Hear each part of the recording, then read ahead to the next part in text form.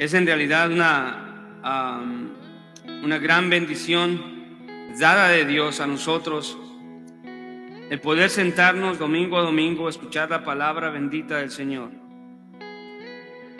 Porque hoy muchos no quieren escuchar la palabra del Señor. Allá afuera hay filosofías, hay ideologías, hay religiones A, B, C, D, y todas dicen tener la verdad, pero no hay nada que pueda sostenerse como nuestro gran Dios y la bendita palabra que Él nos haya dejado. Y no decimos eso desde una perspectiva favoritista, ¿verdad? Como el que nace en Guatemala, ¿verdad? Que le va a Guatemala porque nació ahí y pues le tiene que ir ahí, ¿verdad? Y el que nació en México le va al equipo de fútbol de México porque nació ahí. Nosotros no hablamos así de la palabra de Dios. Nosotros hablamos de la palabra de Dios con convicción, porque siendo extranjeros fuimos injertados al pueblo de Dios. Fuimos injertados a su familia. Y tenemos esa convicción del perdón de pecados, de la regeneración que Él ha actuado con nosotros, porque ¿qué hombre va a poder decir quiero buscar a Dios? Romanos 3, y todos deberían decir versículo 9, 10, 11 y 12. Dice que el hombre está bajo pecado. Todo hombre está bajo pecado. Y no hay nadie quien busque a Dios. No hay ni siquiera uno. No hay quien busque a Dios. La pregunta es, ¿por qué es que buscamos a Dios? ¿Por qué es que decidimos levantarnos y decir, hoy voy a ir a escuchar la palabra de Dios? Es sencillamente porque Dios nos está moviendo a hacerlo. Él es el que nos mueve. En Él vivimos,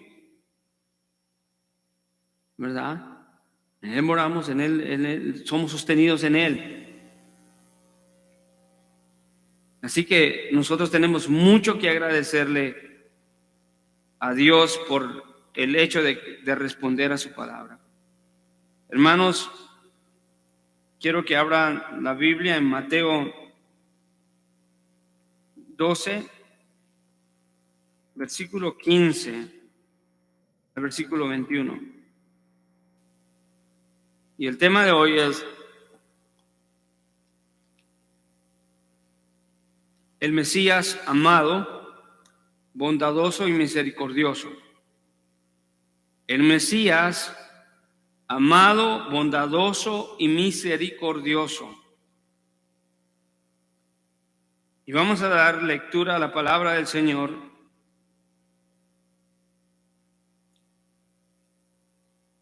¿Lo tiene el versículo 15 del capítulo 12? ¿Lo tiene? Ok. Dice la palabra del Señor, versículo 15. Mas Jesús, sabiéndolo, se retiró de allí y muchos le siguieron. Y ponga atención, y los sanó a todos. Y les advirtió que no revelaran quién era Él, para que se cumpliera lo dicho por medio del profeta Isaías cuando dijo, mirad, mi siervo, a quien he escogido, mi amado en quien se agrada mi alma, sobre él pondré mi espíritu, y a las naciones proclamará justicia. No contenderá, ni gritará, ni habrá quien en las calles oiga su voz. No quebrará la caña cascada, ni apagará la mecha que humea, hasta que lleve a la victoria a la justicia. Y este verso 21 es un verso para nosotros. Y debemos de llenarnos de gozo y de alegría al leerlo, porque dice, y en su nombre pondrán las naciones su esperanza. Esa palabra naciones en el original es gentiles. Si usted tiene la Reina Valera, dice gentiles. La Biblia de las Américas la traduce naciones, que es lo mismo, es refiriéndose a cualquier otra nación que no era la nación del pacto de Dios. Aquellos que estaban apartados de Dios. Y así que ese verso termina con esa gran declaración que es en este siervo escogido de Dios en quien pondrán las naciones o los gentiles su nombre, pero su esperanza, pero nos declara que es en su nombre, en su carácter. Y sabemos muy bien que se refiere a su carácter divino, a quien Él es como Dios. Acompáñeme a poner esto en las manos de Dios y empezar. Gracias, Padre amado. En esta preciosa mañana yo te pido, Señor, que me ayudes a poder explicar tu palabra de una manera, Señor, entendible, de una manera que tu pueblo la pueda retener en su corazón, Señor, y no solamente retenerla, pero que la pueda llevar a la práctica. Que me ayudes a mí a exponer, pero que le ayudes a tu pueblo, Señor, a estar atentos a tu palabra, para poder, Señor, ser edificados y ser bendecidos a través de ella, como en tu voluntad te ha placido, Señor, en esta tarde preciosa. Que todos los que estamos aquí seamos bendecidos a través de tu palabra. Bien, Mateo, amados hermanos, escribió la carta, el evangelio, no solamente para todo lo que hemos explicado, para probar que Jesús verdaderamente era el Mesías, pero este texto en especial, el versículo 15 al 21, vemos que Mateo escribe a los judíos para enseñarles del amor de Dios y que Él en su amor también proclama el evangelio para los gentiles. En otras palabras, lo que está haciendo Mateo acá en estos versículos está haciendo una transición. Y vemos las palabras bien claves en este texto, como son que este siervo proclamará justicia a las naciones y las naciones pondrán su esperanza en él.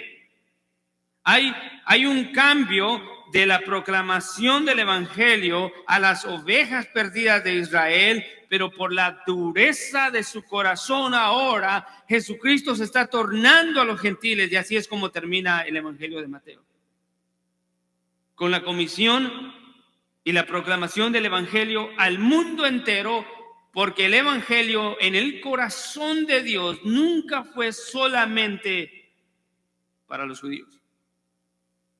En el plan eterno de Dios, Él tenía incluido la salvación a los gentiles.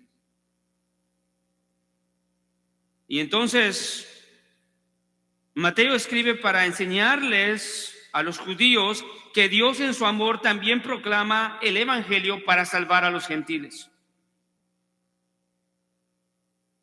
Y esto es bien importante porque hasta el momento hemos visto que desde los primeros capítulos hasta el capítulo 11 y parte del 12, lo único que hemos visto es el rechazo del Mesías por aquel pueblo que se supone que tenía que recibir al Mesías.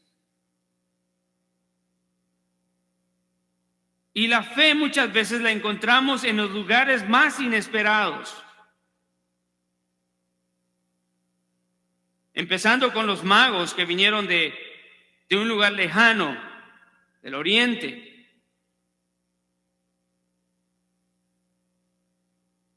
Los enfermos que buscan a Jesús en su necesidad, el leproso. El centurión romano, que nos recordamos que era un hombre con una posición y quizás con dinero y reputación, era un centurión que tenía hombres a su cargo, que en su condición y posición era imposible que buscara a Jesús. Lo mismo el principal de la sinagoga, que era un hombre quizás de reputación, un hombre estimado por la gente que asistía a la sinagoga, y sin embargo en su necesidad vemos que acude a Jesús.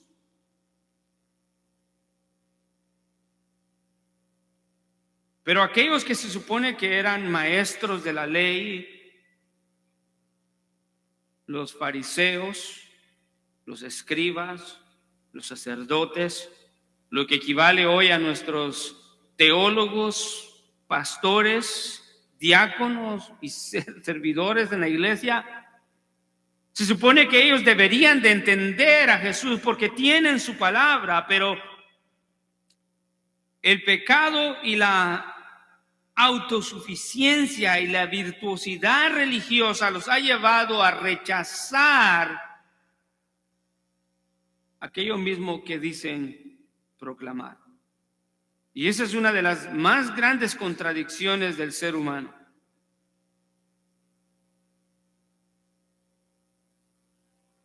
Y la fe vino de los lugares menos inesperados. Entonces, en el texto de hoy entendemos 4 realidades del ministerio de Jesús.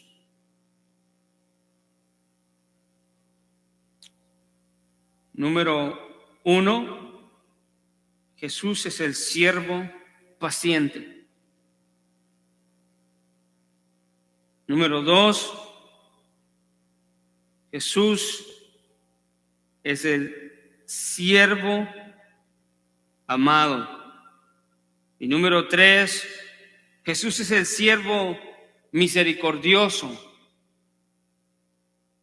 Y número 4, Jesús es el siervo de esperanza para el mundo.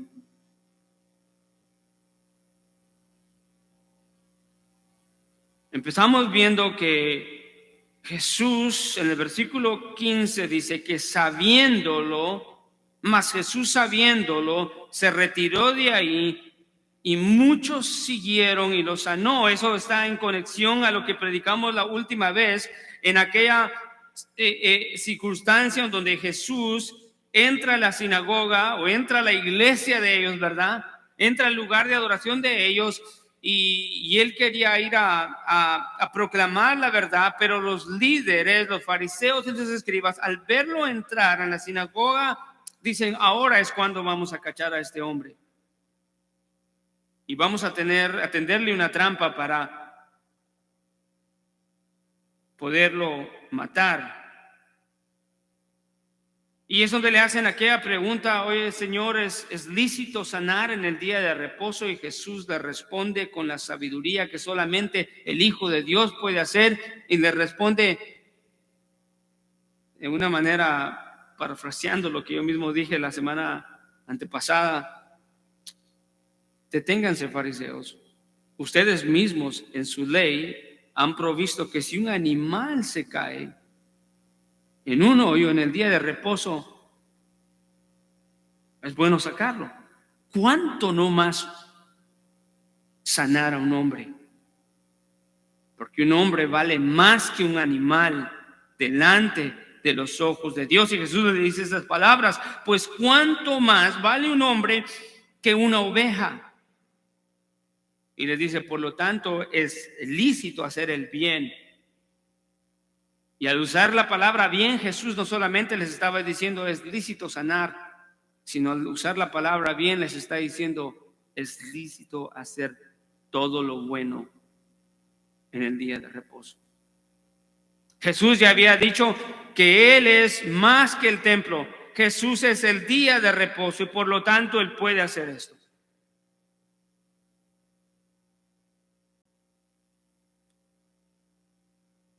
En medio de esa sinagoga, imaginémonos esa sinagoga como este templo en el día que estamos hoy, toda la multitud sentada y quizás gente afuera porque seguían a Jesús.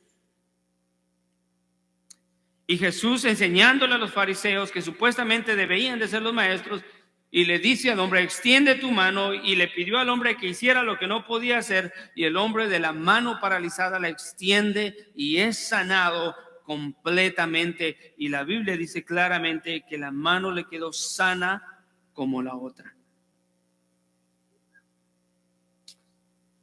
Los líderes religiosos, al ver esto, enfurecidos, nos dice el versículo 14, que es el versículo anterior a nuestro pasaje, que confabularon y conspiraron para ver cómo destruirle. La palabra destruirle en el original quiere decir para ver cómo matarle. Esa es la condición del hombre rebelde. Entonces Jesús, en el versículo 15, para entrar a nuestro versículo, entra y dice: Jesús, sabiéndolo, se retiró de ahí y muchos le siguieron. No todos los que estaban en la sinagoga lo rechazaron. Los que estaban entre la multitud tenían diferentes opiniones a las opiniones de los líderes judíos. Ellos veían en Jesús algo que ellos no veían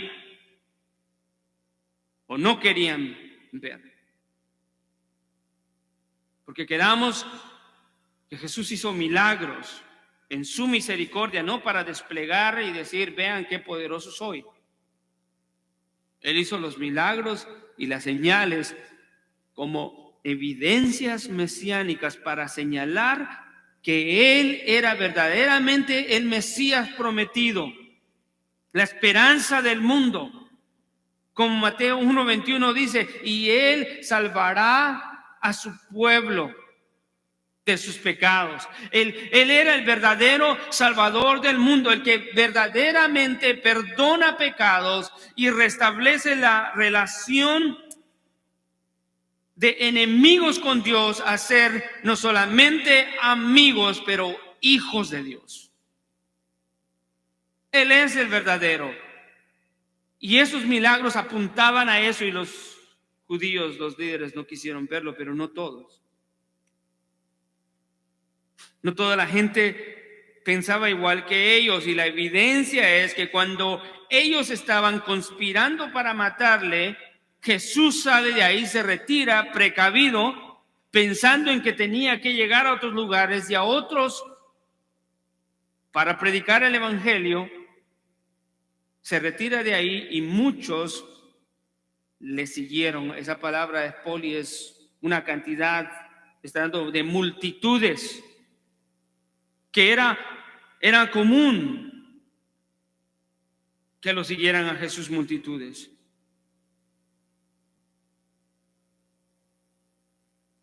Y dice, y los sanó a todos. Wow. Mateo no nos da muchos detalles acerca de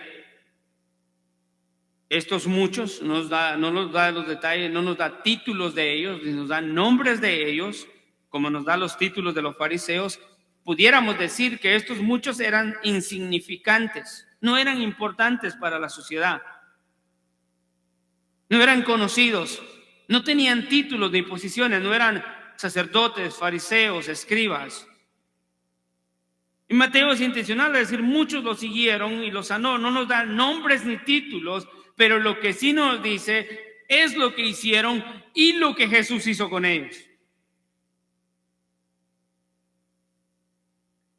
Mateo nos dice que lo sanó a todos.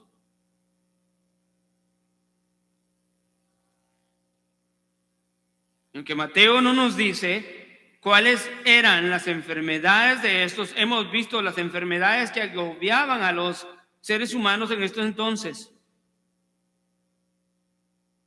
lepra, parálisis, sordera, ceguera.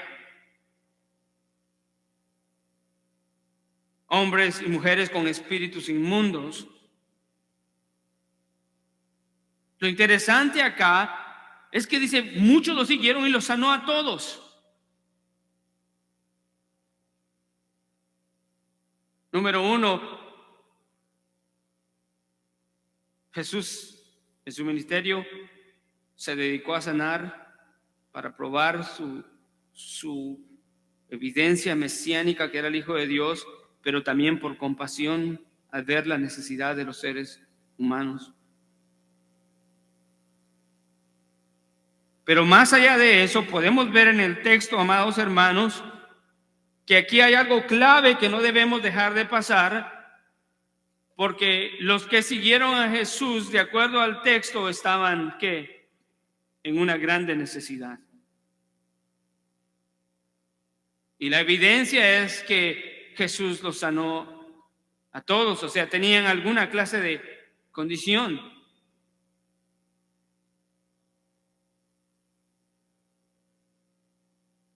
Y Él los sanó a todos. Debe de impactar nuestra vida, debe de ponernos a pensar en lo maravilloso que este texto nos revela acerca de la necesidad que el hombre realiza que tiene. De acuerdo a lo que vimos en el contexto, los fariseos se creían que hombres de importancia, sabios, maestros de la ley, hombres de reputación, de admiración, dignos de respeto. Quizás se consideraban hasta hombres sin pecado, seguro que sí.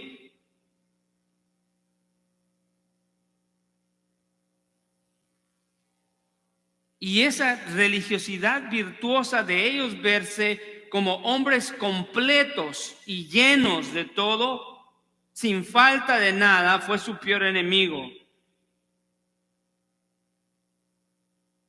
Porque miraban a Jesús, a un hombre no ostentoso,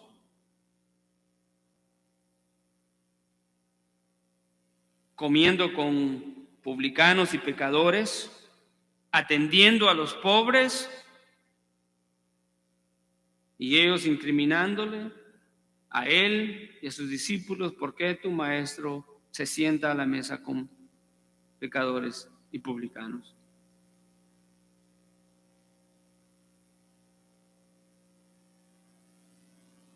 Hermano, estos hombres que siguieron a Jesús en su ministerio veían en Jesús algo que los religiosos no podían ver. Y como consecuencia siguieron a Jesús.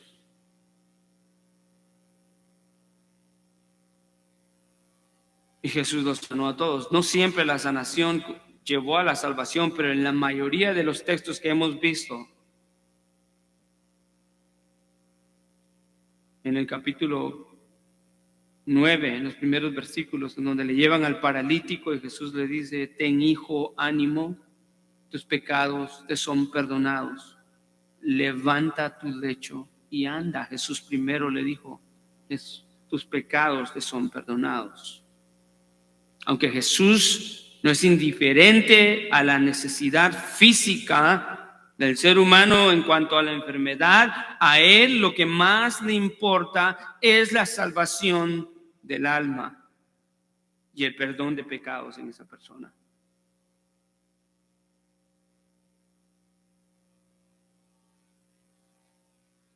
Mateo no nos da muchos detalles, pero podemos asumir que si no la mayoría, todos vieron en Jesús al Salvador. Y no solamente fueron sanos, pero fueron salvos. Y entonces, amados hermanos, qué gran ejemplo para todos aquellos que de alguna manera se creen autosuficientes y que se creen perfectos y sin pecados. Pensando de esa forma, nunca necesitarán un Salvador. Y así que podemos concluir, de acuerdo a este texto, que solamente aquellos que se ven como necesitados y pecadores se ven con la necesidad de un Salvador para seguirle.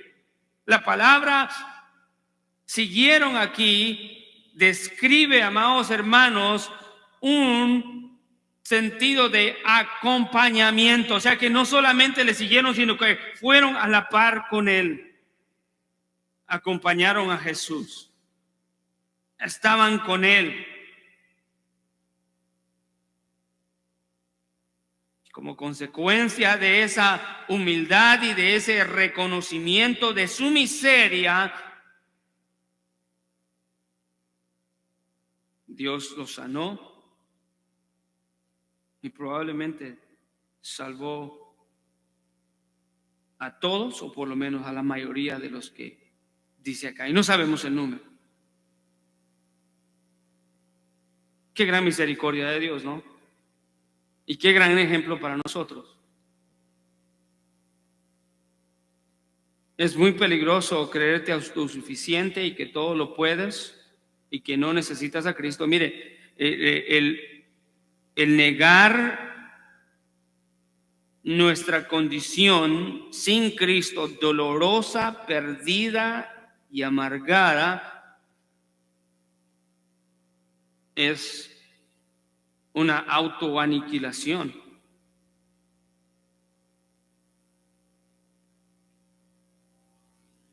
Como siempre les he dado el ejemplo, si una persona tiene cáncer, la respuesta a ser sanado de ese cáncer no es decir, ignorar el cáncer y decir no tengo cáncer. Ninguno en su mente cabal haría tal cosa.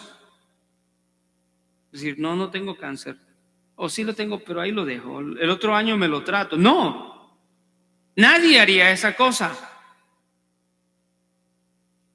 Pero tendemos a hacer eso con el pecado y nuestra necesidad de un Salvador, aunque nuestra vida se esté derrumbando.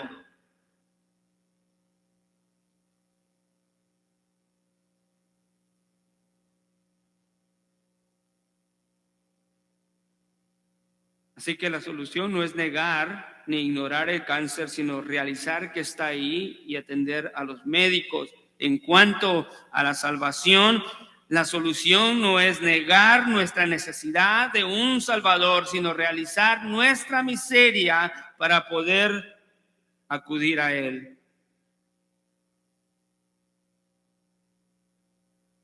El siervo paciente, a pesar del rechazo del pueblo, salvó aún. Y su paciencia, en su misericordia. Y a estos en el versículo 16 les advirtió que no revelaran quién era Él. Él tenía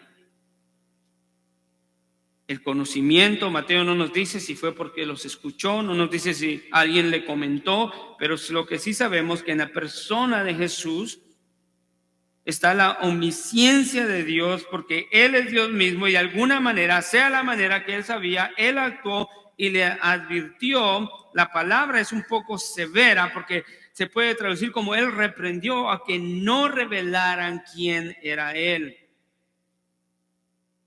Él tenía que ir a otras ovejas y no era su tiempo.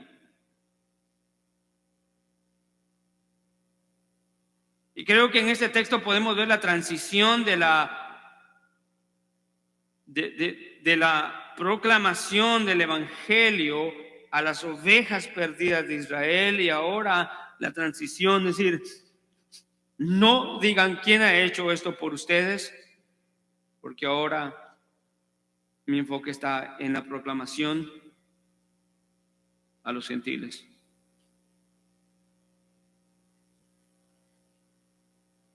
Vaya conmigo a un texto muy conocido, el Evangelio de Juan.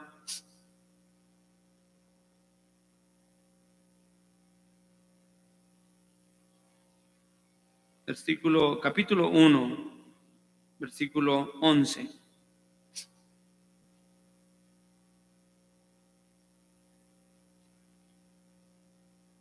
Vamos a leer desde el 9, perdón, para entender un poquito el contexto de lo que está diciendo aquí Juan.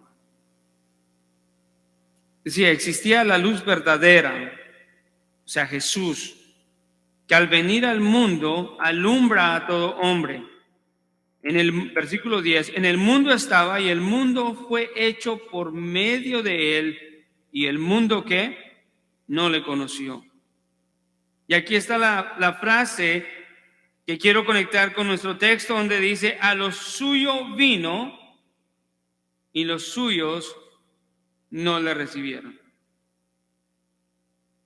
El continuo rechazo y rechazo y rechazo y rechazo del Mesías, a pesar de su predicación, a pesar de su autoridad que reconocían que enseñaba con autoridad, y a pesar de las señales y los milagros, a los suyos vino y los suyos no le recibieron. Pero, el gran pero de la Biblia, pero en el versículo 12, pero a los que le recibieron les dio el derecho o el poder de llegar a ser hijos de Dios. Es decir, a los que creen en Él, en el Mesías. A los que creen en su nombre. Los gentiles que pondrán su esperanza en Él. Y Juan termina y concluye esto y dice que estos, en el versículo 13, no nacieron de sangre. No son hijos de Dios por sangre, ni por voluntad de carne, ni voluntad del hombre, sino que son hijos de Dios por la voluntad misma de Dios, su voluntad misericordiosa. Y entonces ese texto se advirtió que no revelaran quién él era. No solamente tenía como fin que no lo arrestaran pronto y lo llevaran a la cruz, tenía como fin también que Jesús no quería ser conocido simple y sencillamente como un curandero de los muchos que habían falsos, sino él quería que si el pueblo lo reconocía, lo reconociera por lo que él era, el Salvador de su pueblo. Y cuán es importante para nosotros reconocer a Jesús no como un gran maestro, no conocerlo como un gran filósofo o como una figura del ámbito religioso importante o asombrosa o muy inteligente. No, Dios no quiere que conozcamos a Jesús ni siquiera como un sanador. No, Él quiere que nosotros lo conozcamos como el único que nos puede dar esperanza y salvación.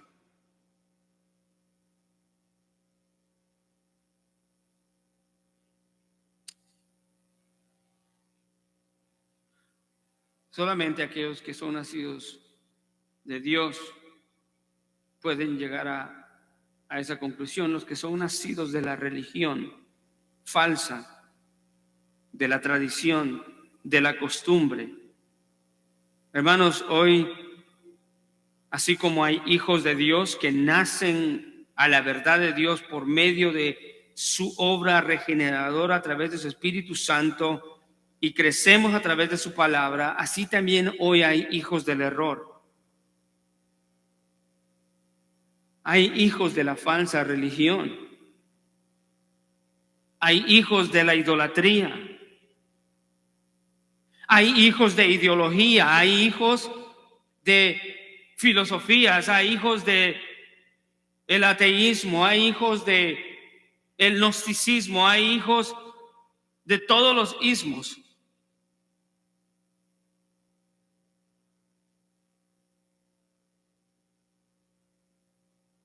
Pero Dios solamente reconoce a los que son sus hijos en Cristo Jesús. Él dijo en Juan 14:6, yo soy el camino y la verdad y la vida, y nadie viene al Padre si no es por mí.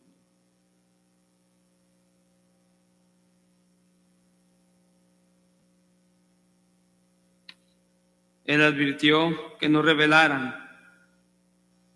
quién Él era.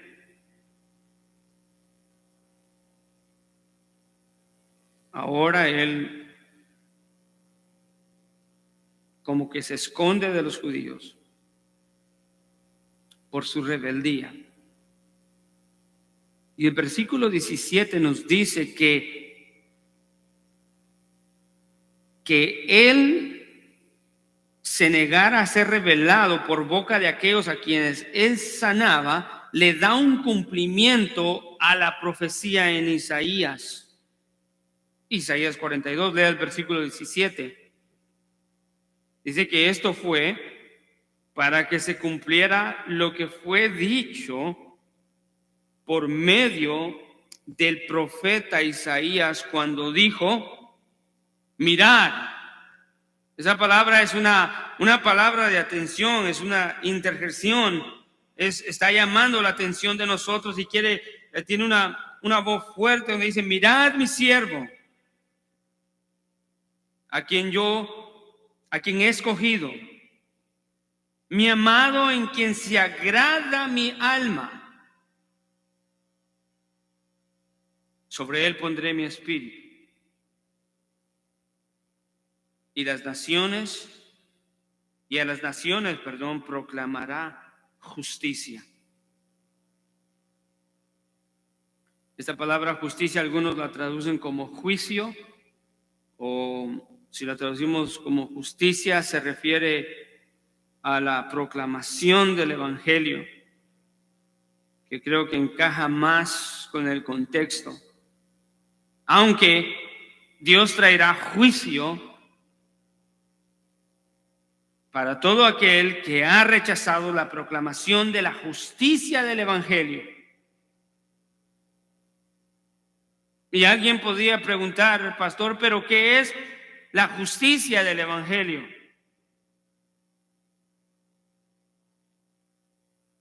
En unas cortas palabras, la justicia del evangelio es aquella que me enseña que yo, por mis propias obras y por mis propios méritos, nunca podré obtener la salvación ni la restauración para con Dios.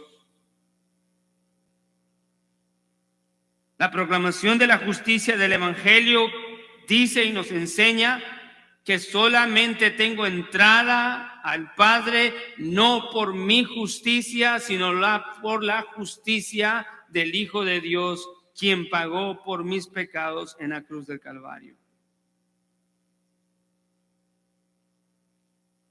Si por nuestras justicias fuera el medio para entrar al reino de los cielos, estaríamos perdidos como los fariseos, los escribas, que tenían una justicia, pero no era la justicia del reino. Jesús mismo les advirtió a los discípulos: guardaos de hacer vuestra propia justicia. Les advirtió que si su justicia no excedía la de los fariseos y los escribas, no entrarían en el reino de los cielos. Entonces no es mi justicia, sino la justicia o la proclamación de la justicia del evangelio, es la justicia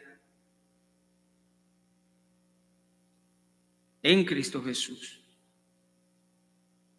Pero el versículo 18 dice: mirad mi siervo. Vaya conmigo a Isaías 42 para leer el contexto de esta cita más larga en todo el Testamento, o en el Evangelio de Mateo es la cita más larga del Antiguo Testamento. 42, 18. Adelante.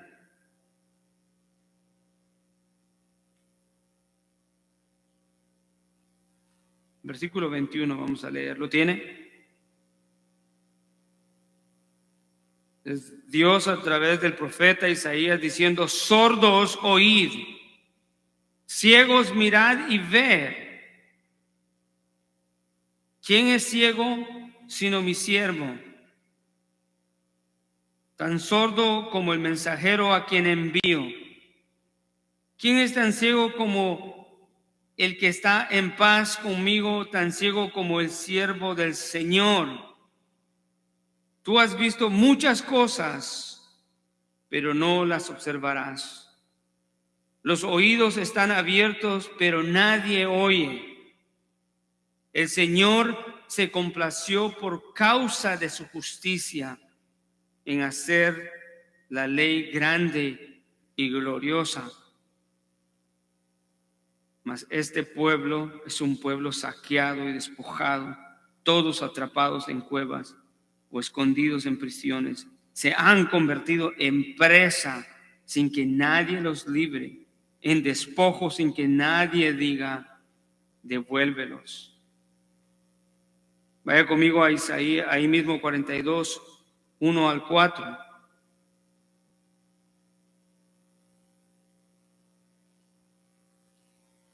He aquí mi siervo a quien yo sostengo, mi escogido, en quien mi alma se complace. He puesto mi espíritu sobre él. Él traerá justicia a las naciones. No clamará ni alzará su voz, ni hará oír su voz en la calle. No quebrará la caña cascada, ni apagará el pabilo mortecino. Con fidelidad traerá justicia. No se desanimará ni fallecerá hasta que haya establecido en la tierra la justicia, y su ley esperarán. En su ley esperarán las costas. Esa palabra costas puede ser entendido como los gentiles. Pero ¿qué debemos entender de este pasaje, amados hermanos?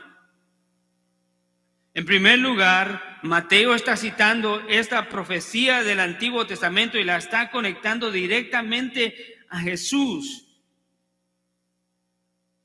La profecía de enviar o de tener a su siervo escogido, a quien él sostiene, el único que podría llevar a plenitud la voluntad de Dios perfectamente, en obediencia, en honor a Dios y al mismo tiempo salvando a los hombres. Es asombroso que la profecía dice, este es mi siervo. Este siervo Jesús, antes de ser un siervo, como nos muestra el Evangelio de Juan en el capítulo 13, cuando le da la enseñanza de servidumbre, de humildad, a los discípulos, a que sean humildes los unos con los otros, amándose los unos a los otros, y él dando el ejemplo de siervo. Antes de ser un siervo, como vino a servir, es el siervo de Jehová. Es Dios quien lo ha escogido. Él no solamente es escogido, sino que es amado por el Padre. Y no solamente es siervo escogido y amado por el Padre, pero dice que Él es en quien se agrada el Padre. Y literalmente Mateo dice, mi amado, en quien se agrada mi alma. Sobre él pondré mi espíritu. Básicamente es casi palabra por palabra de Isaías 42, 1 al 4 y el 18 al 22. Hermano, no podría ser de otra manera. La historia de la nación de Israel nos cuenta que Dios siempre levantaba esta nación, y la nación que se levantaba, pecaba, caía y venía el juicio de Dios. Y esa es la historia recurrente. Pecan, Dios trae juicio, pero Dios en su misericordia restaura. Pero allá en Jeremías 31, habla la Biblia conmigo, Jeremías 31.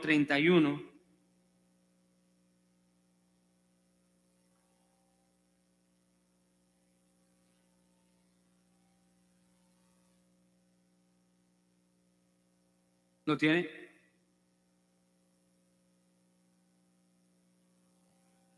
Al enviar a su siervo escogido, el amado, en quien Dios mismo se agrada. Escuche, tiene mucha relación con esta profecía también en Jeremías 31, en donde dice, versículo 31, He aquí vienen días, declara el Señor, en que haré con la casa de Israel y con la casa de Judá nuevo pacto. ¿Por qué? Porque el pacto que tenía con ellos, el pueblo de Dios siempre lo violaba. Pecaban delante de Dios, Dios les daba juicio, Dios los restauraba. Y esa era la secuencia. Versículo 32. Este pacto, no como el pacto que hice con sus padres en el día que los tomé de la mano para sacarlos de la tierra de Egipto. Mi pacto con ellos rompieron, aunque fui un esposo para ellos, declara el Señor. Porque este es el pacto que haré con la casa de Israel. Después de aquellos días, declara el Señor, pondré mi ley dentro de ellos y sobre sus corazones escribiré, y yo seré su Dios y ellos serán mi pueblo. Y no tendrán que enseñar más cada uno a su prójimo. Versículo 34, cada cual a su hermano, diciendo, conoce al Señor, porque todos me conocerán, desde el más pequeño de ellos hasta el más grande, declara el Señor. Pues perdonaré su maldad y no recordaré más su pecado. La necesidad de ese nuevo pacto requería la necesidad del siervo de Dios. Y esa palabra siervo no es la palabra usual que se usa en el Nuevo Testamento para esclavos, sino aquí significa hijo, pequeño. Hermanos, ¿cómo debemos de entender esto? Las relaciones rotas entre Dios y el hombre nunca se podrían haber solucionado o reconciliado si no fuera por el siervo escogido, el amado de Dios. El que verdaderamente complace a Dios o satisface, es una traducción, satisface plenamente el alma de Dios, dice acá. No que Dios tenga un alma, sino está diciendo del Dios vivo.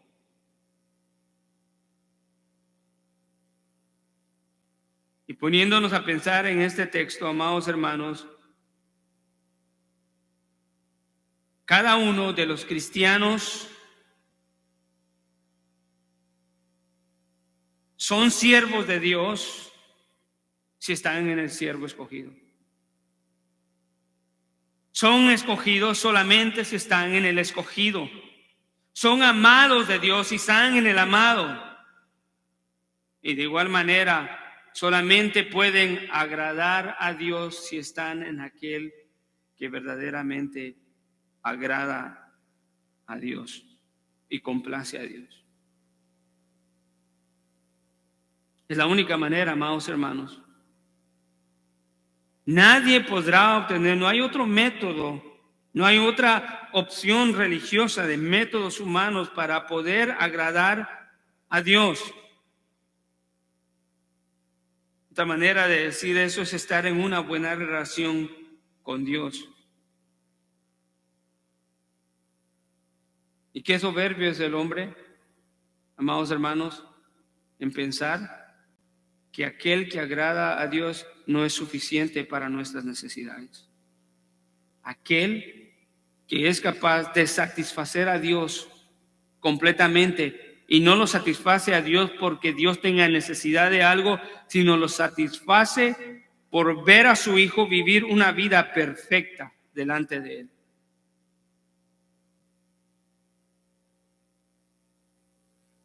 Y nosotros nos obstinamos en pensar que aquel que satisface a Dios no es suficiente para nosotros.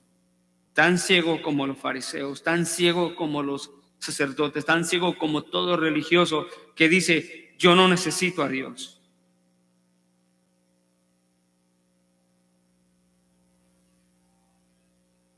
Mirad, he aquí mi siervo, a quien yo he escogido, mi amado, en quien se agrada mi alma, sobre él pondré mi espíritu. Juan dice esto de Jesús. Plenamente, este es un texto que nos habla de la Trinidad, pero no es el tema acá. Pero dice que en este amado, en quien se agrada el Padre, sobre quien pondrá su espíritu, Él proclamará justicia a las naciones, el evangelio a los gentiles. Y el versículo 19, el versículo 20, amados hermanos, vemos que este siervo amado no solamente es un siervo amado en el que se complace el Padre, pero es un siervo misericordioso.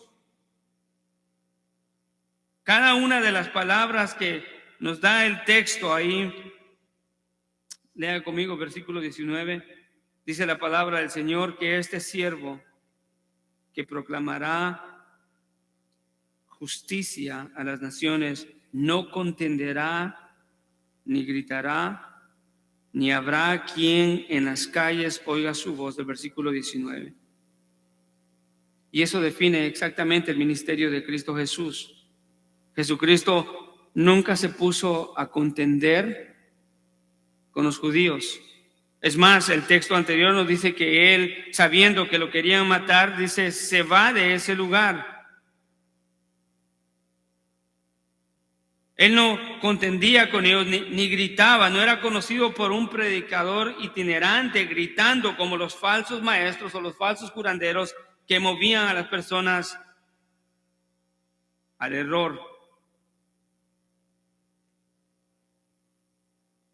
Y se cumple la palabra como dice que Él no contendiendo ni gritando, sino proclamando el evangelio en amor, en mansedumbre y con humildad, no con prepotencia. Y en esa condición no habrá quien en las calles oiga su voz. Esto es un contraste directo con las actitudes de los fariseos, que lo acusaban de ser ¿qué? Un curandero que curaba con los poderes de Satanás. Lo acusaban de blasfemo, usando al enfermo paralítico para sus fines en vez de ser misericordiosos. Y Jesús callado, no contenderá ni gritando. Como resultado, las personas o los judíos rechazaron su mensaje y no oyeron su voz. Aprended de mí, que soy manso y humilde. Se cumplen acá en estas palabras. Pero el versículo 20, para irnos dirigiendo al final, amados hermanos, quiero que veamos lo que dice la profecía. Dice que este siervo amado no quebrará la caña cascada. ¿Qué significa eso? Bueno, brevemente vimos cómo Jesús le pregunta a los judíos, le dice con respecto a Juan el Bautista, ¿qué saliste a ver al desierto? Una caña débil, una caña quebrada. Una caña cascada era una caña inútil, era una caña ya quebrajada que los campesinos tenían, y para estar apacentando las ovejas algunos la usaban como instrumentos. Era como una tipo flauta, y cuando se rajaba por vieja ya no servía y la agarraban y la quebraban y la tiraban al suelo. No servía para nada sino para ser quemada.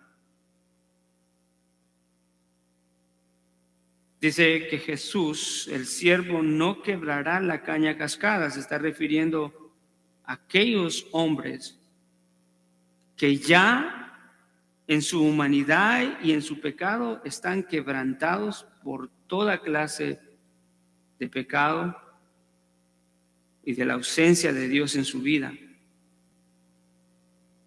Todo aquel que está sin Cristo y sin Dios vive una vida de pesadumbre, una vida llena de problemas sin soluciones, una vida con una carga por causa del pecado, sea el pecado que sea, idolatría, inmoralidad sexual, drogadicción, adulterio, amor al dinero, odio. Y estar en esa condición ya es estar quebrantado. Y esta imagen nos da que el hombre es un hombre frágil, ya destrozado por el pecado, y Jesucristo, en vez de destruirlo y aplastarlo, le proclama el evangelio. Es lo mismo con la siguiente imagen del versículo. Él no apagará la mecha que humea. Lo mismo, una lámpara en aquellos tiempos tenía un pedazo de tela o de lino que se salía y que se usaba como mecha, y cuando ya estaba a punto de morir, lo único que echaba no era ni luz, sino humo.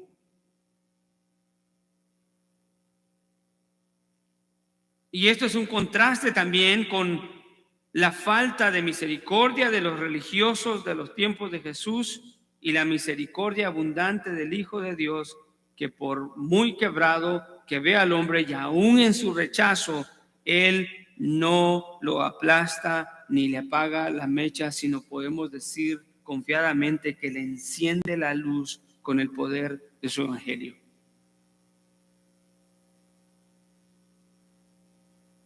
Habrá un día en el que el Señor traerá juicio, pero ese día no ha llegado. Dice que hay un tiempo. Esa palabra hasta nos habla de un tiempo, hasta que lleve a la victoria la justicia.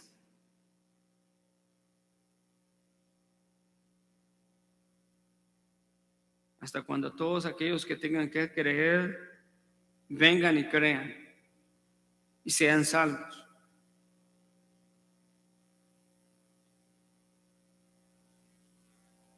Y en Él, dice la palabra del Señor, pondrán las naciones su esperanza. Este siervo, nuestro Jesús, nuestro Salvador, es aquel a quien agrada al Padre y en el único en quien nosotros podemos agradar al Padre.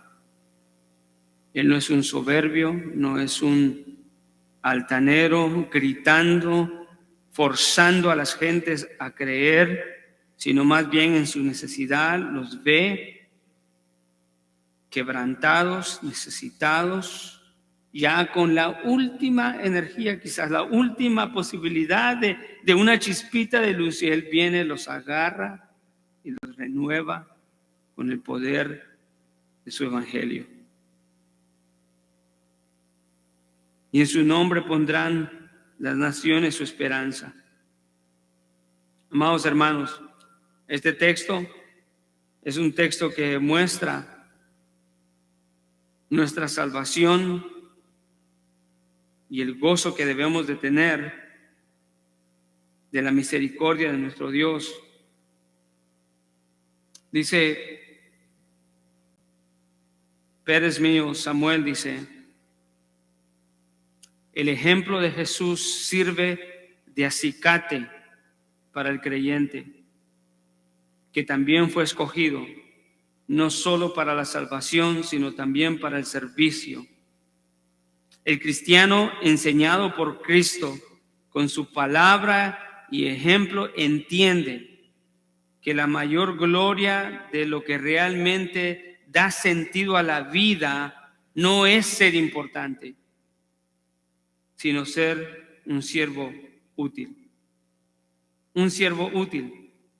Eso es lo que Jesús es delante de Dios Padre, dando salvación a los necesitados, dando salvación a nosotros los gentiles. Y nosotros, en humildad, amados hermanos, debemos de reconocer esto y no cometer el mismo error de los religiosos. Yo no sé, puede ser que aquí haya alguien que piense que es autosuficiente, como los fariseos, que piense que no necesita a su Salvador o que no necesita un Salvador. Puede ser que haya alguien acá que, a pesar de que escucha la palabra, una y otra vez diga, mañana será, hoy no lo necesito. El consejo sería, no te dejes engañar por el diablo, no te dejes engañar por el mundo en pensar que no necesitas un Salvador, cuando quizás tu propia vida te está diciendo que necesitas un Salvador. Reconozcamos como aquellos que siguieron a Jesús y fueron sanos. De igual manera el Señor promete salvación a aquellos que creen en su nombre y los sanará de la enfermedad más grande, que es el pecado. El pecado. Esa es la enfermedad que más agobia al ser humano en estos días. Como dijo alguien por ahí, la enfermedad más grande y más peligrosa de todo el mundo es el pecado, porque a todos mata. Y no hay uno que no vaya a morir por causa del pecado. Pero para eso vino Cristo Jesús, para deshacer las obras del diablo y dar vida eterna al que cree en Él, no al que lo rechaza, sino todo aquel que le cree y que confiesa en Él y que pone su esperanza en Él.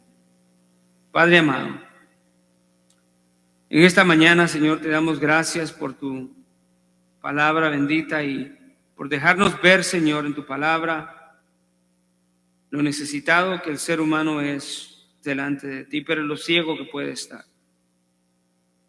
Amado Señor, te pedimos que si entre nosotros hay personas que todavía no han reconocido la necesidad de un Salvador, Señor, que por tu misericordia tú puedas obrar en sus corazones, que puedas enseñarles, Señor, la gran tragedia de su vida si no están en ti. Que puedas enseñarles, Señor, que la autosuficiencia o la religiosidad es un engaño, o que ignorar el pecado es un engaño, y que lo mejor que el hombre puede hacer es escuchar tu palabra y acudir a un arrepentimiento genuino de los pecados y a creer en el Hijo tuyo, Señor, en que murió en la cruz del Calvario por nuestros pecados, para poder llevarnos, Señor, a una relación contigo, a una relación de paz. Te pedimos, Señor, que obres en los corazones, aún de los que estamos acá y que de alguna manera se pueda estar viviendo de una manera religiosa, pensando que los quehaceres en la iglesia o en la vida cristiana son suficientes. Sabemos que no es, Señor, pero te pedimos, Señor, tu misericordia para cada uno de ellos, tanto a los que necesitan creer en ti y a aquellos que necesitan, Señor, entregarte todo para que tú puedas ser glorificado y en el proceso del hombre bendecido. En el nombre de tu Hijo amado Jesucristo te damos gracias. Amén.